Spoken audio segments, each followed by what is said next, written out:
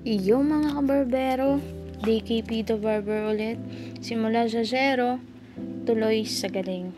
Sa unang video ko, pinakita ko yung mga basic tools ko. Ngayon naman, papakita ko kung para saan ginagamit ang bawat isa. Ito ang clipper. Ito ang pinakagamit ko sa basic haircut. Kapag nilalagyan mo ng guard, doon mo na control kung gaano ka-ikli ang gupit. Ito yung guard number 1.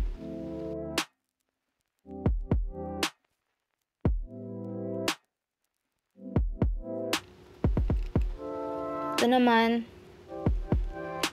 ang trimmer. Mas maliit ito at ginagamit para sa linya, sa sideburns, neckline, at mga maliliit na detalye.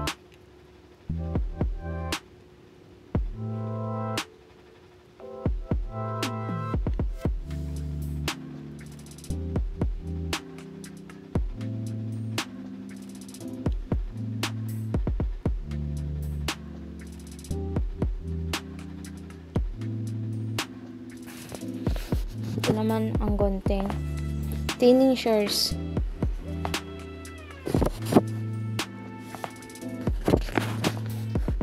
Ito yung gunting para sa mga finishing at blending.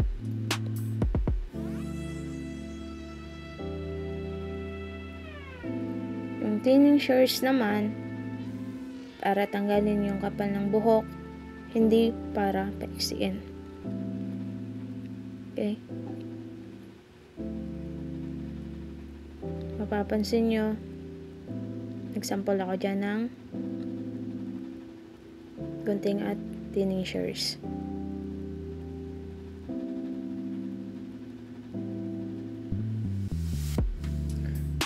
Ito naman ang combs o madalas tinatawag natin na suklay. Tawag naman dito cutting comb o all-purpose comb. Pinaka karamihang gamit sa basic haircut. Perfect ito kung nagpa-practice pa lang. Ito ang pinaka versatile, pwede sa halos lahat ng mga basic haircut. Okay.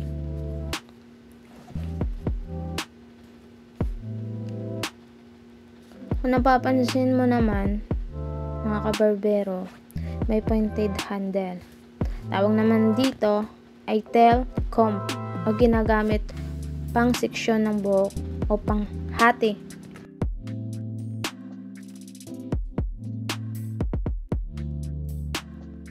Bago ko ito. Ito naman ang spray bottle at brush. Ang spray bottle para basahin ang buhok bago gupitan. At ang brush naman, syempre para linisin ang buhok sa liig o sa balat. So, ayun mga kabarbero, basic tools muna tayo ngayon. Pero dahan-dahan kong pag-aaralan bawat isa. Sa susunod, turuan ko naman sa sarili ko paano hawakan ng tama ang clipper at ang gunting. Ako nga pala si DKP the Barber. Simula sa zero, tuloy sa galing.